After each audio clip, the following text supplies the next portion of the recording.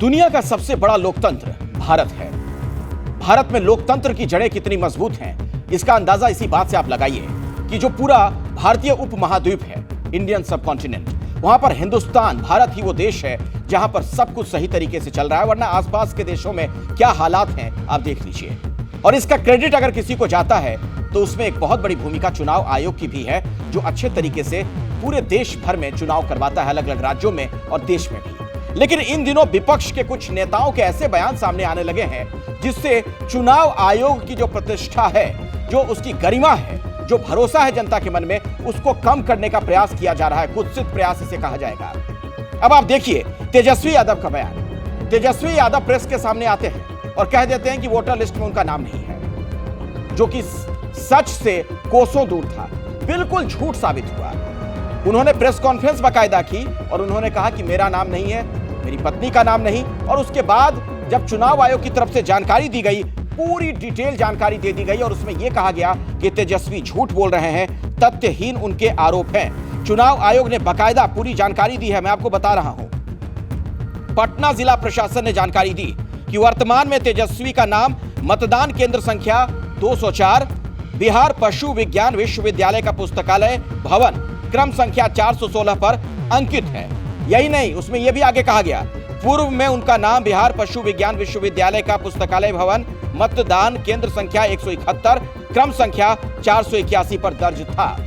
अब आप सोचिए, इतनी डिटेल जानकारी और इसके बावजूद अगर तेजस्वी इस तरीके की बात करते हैं तो सवाल ये खड़ा होता है कि क्या वो जनता को जानबूझकर अपने फायदे के लिए भ्रमित कर रहे हैं, और भ्रमित करने के लिए, गुमराह करने के लिए चुनाव आयोग का सहारा लिया जा रहा है, उस संस्था का जिसका काम है चुनाव करवाना, निष्पक्ष तरीके से चुनाव हो।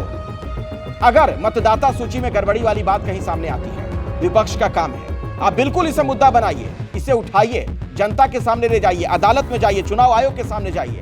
लेकिन झूठी बातें कहने से विपक्ष के बड़े नेताओं को बचने की जरूरत है, वो भी तेजस्वी यादव जैसे बड़े नेता को, जो कि वहां पर विपक्ष के सबसे बड़े चेहरे हैं। अगर सरकार बनती है विपक्ष की तो मुख्यमंत्री बन सकते हैं, और वो अगर इस तरीके की बात कहते हैं तो जाहिर तौर पर सवाल खड़े होते हैं और उस मुहिम को भी झटका लगता है जो विपक्ष की तरफ से चलाया जा रहा था कि चुनाव आयोग गलत है, चुनाव आयोग बीजेपी के दबाव में है और जानबूझकर कुछ मतदाताओं के नाम हटाए जा रहे हैं। अब जनता भी तो सोचेगी, इसका मतलब पहले जो तेजस्वी कह रहे थे कहीं वो भी तो झूठ नहीं बोल रहे थे, जब वो इस तरीके से झूठ कह सकते हैं।